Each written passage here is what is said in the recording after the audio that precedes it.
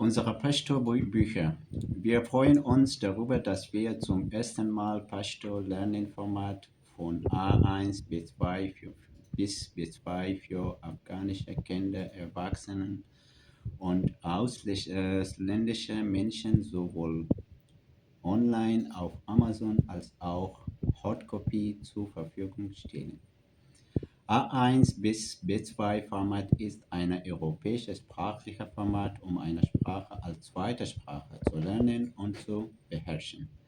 Das Format enthält Lernbücher, Übungen, Vokabular und Übersetzungen in einer zweiten Sprache.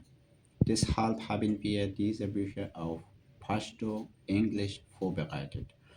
Und in Zukunft planen wir, in Pashto Deutsch zur Verfügung stellen. Wichtige Frage ist, was unsere Ziele sind. Unsere Ziele sind folgende.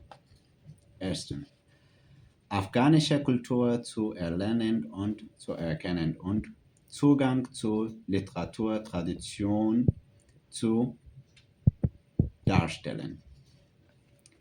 Bessere Integration für Menschen, die mit Pashtun und Pashtunen arbeiten oder lernen, etwa in sozialen Bereichen, Bildung, Wissens- oder internationalen Organisationen.